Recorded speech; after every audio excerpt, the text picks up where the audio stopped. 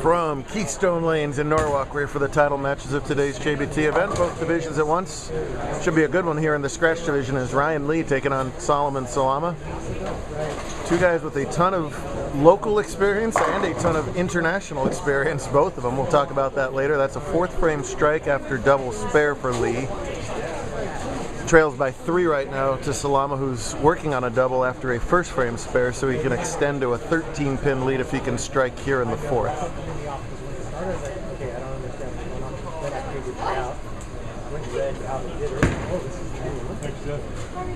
Thank you, sir. Well done. Appreciate it. Mañana, sir. Good shot. Leaves a ringing 7 for Salama. To their right, Riley Christie looking to win his second career JBT title. He's up against top seed Jimmy Pfaff. These two guys battled for the 1 and 2 seed throughout the latter portions of the tournament. Riley's getting 17. Jimmy's got to win by 17 to tie, 18 to win. Jimmy, we just saw last month losing a heartbreaker at a Parkway in the title match, so we'll see if he can get his vengeance today. Side division's already determined. Salama beat Zach Grime for the U17 title, while Stephanie Hong beat Caitlin Yukihiro for the girls' scratch win. First look today at Pfaff, you saw him shooting a lot of strikes at Parkway, and he gets that right out to the one board. That was brave. And leaves a little flat 10. Solomon now at 21 career JBT titles, and the sky's the limit for plenty more than that as he shreds that rack.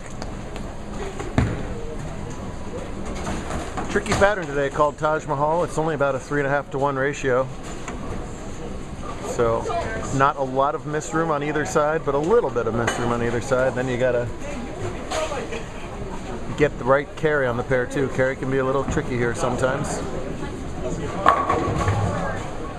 As you see, a pretty good shot from Lee. Just have a flat 10 right there.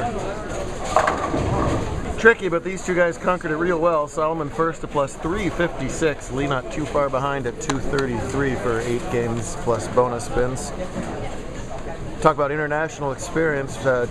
Ryan has bowled in Korea and France within the last couple months, with success in both, while Solomon, of course, Team USA, has traveled the world a couple times. No, as Lee just shaves that 10-pin over. Ryan got by Kyler Orozco in the semifinal match. First top 4 in a while for Kyler, who won the ball also, so good day for him. And Kyler beat Zach Grime in the first round of the scratch ladder.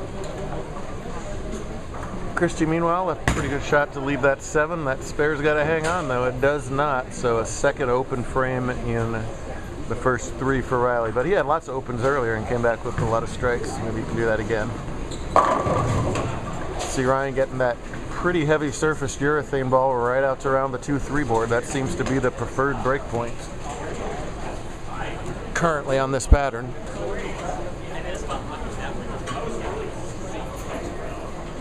Cut was +1 in handicap and somewhere around -30 in scratch today after a couple high cuts last month in San Diego.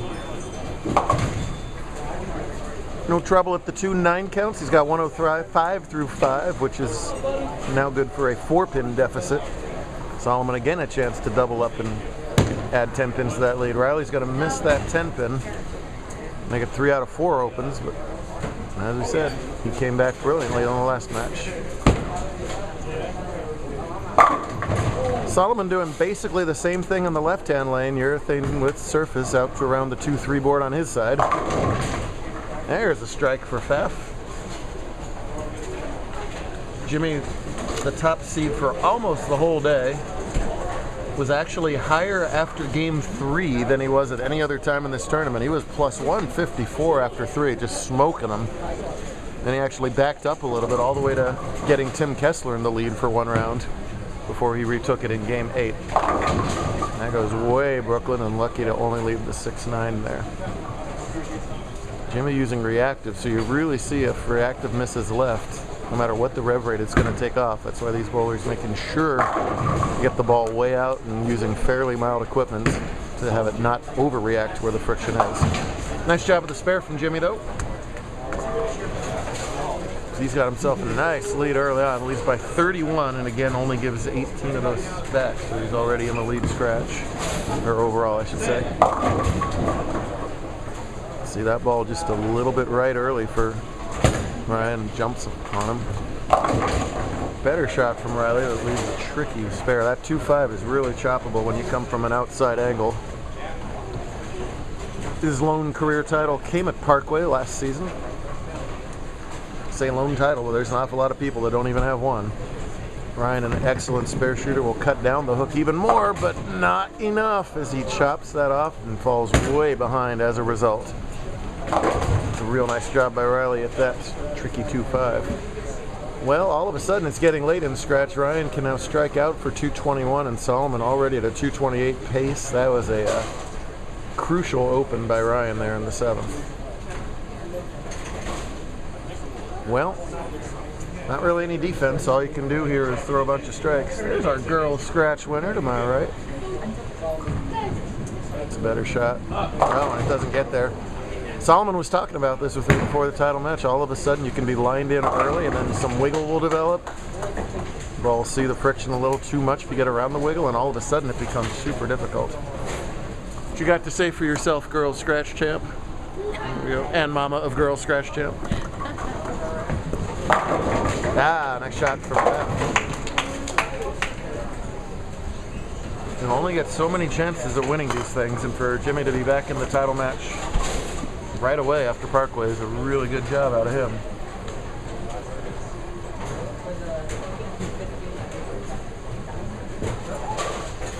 Solomon has to fill frames and he cannot lose. He says, how's that one? And of course the one he likes the most is rings the 7. Ah, real nice shot from Jimmy. Even with a far lower rev rate, essentially the same plan. Pitch it out to about the 2-3 and the ball just walk up there. Well, he's doing the same thing, but he's got a little bit more ball speed, so he's going to lay it down further to the right of that, as Solomon self-congratulates himself for making the 7. Well, this is the way Riley seems to go. He starts off and then he just starts striking all over the place, so we'll see what happens. He may not stop striking from here. Ricky Pollum did not shoot 4 300s today in a bit of an upset. Was it, you all right, or is that a little... well, we wish you did too. We'll see how long you keep that string going. Roll it! See ya! 216 with 9 out in the 10th. Solomon's going to be a 22-time champ, and when you're a competitor at Ryan's level, of course you want to win, but second today is not so bad, as Sol kind of owned this tournament. Ryan did have the longest string of the day, going front 9 earlier today, but didn't cash it in. Oh, Riley.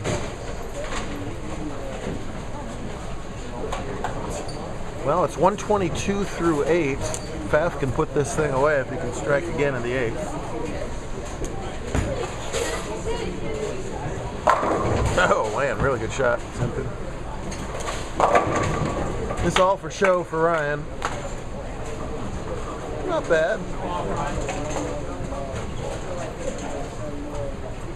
You'll see him plenty more times this year. Levi Salama is a series we are not done with.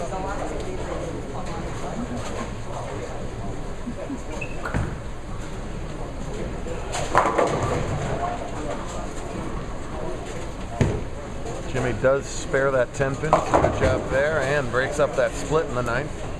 Thank you very much for that. 203 if he stays clean. Riley can still strike out for 182. That difference would not be enough, so Jimmy needs to mark out here, and he can't lose either. Oh, but will he? Yeah, boy. Well, the door is still firmly there, but the hinges just got a little looser. Starting to creak open a little. Just a little sliver of daylight here for Riley.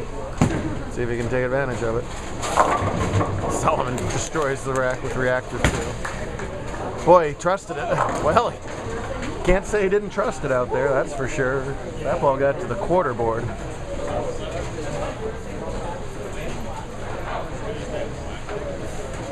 $199 for Lee, $240 something for Salama. 22 wins, still 16 years old.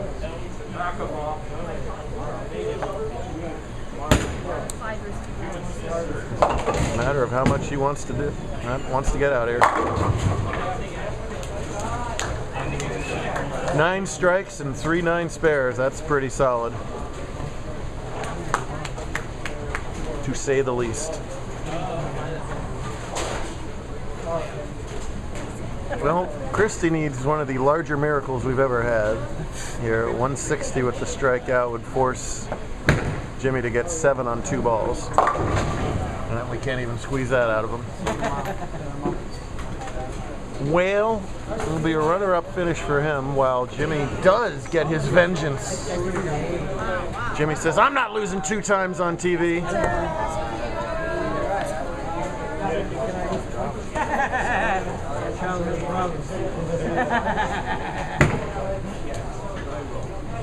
He won 2 matches, did Riley, to get this far, so he improved his position in the step ladder. We're going to do it right here at Norwalk tomorrow morning as well. Twill be fun. Stephanie, I'll be back in 10 seconds. If you can talk, I'll be right back.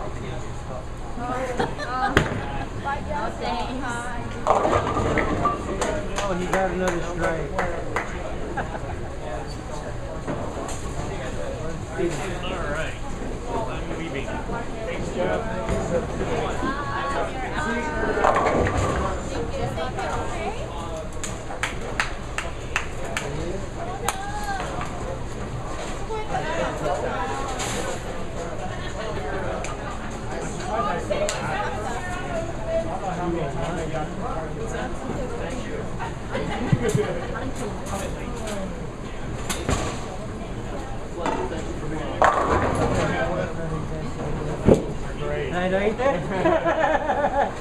All right, Jimmy, you get the last ball of the tournament. If you got any trick shots, this would be the time. There you go. You do you, Jimmy. Get your turkey. Get your chicken. There you go. Oh! There's a trick shot.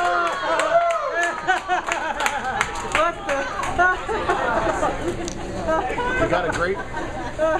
That was better. You got a great crowd reaction. So. That was better than the trick shot. All right, boys and parents, that wraps up a really fun day at Keystone here in the girls' scratch. First of all, your runner-up Caitlin Yukihiro, and your girls' scratch champion today, her Stephanie Hong.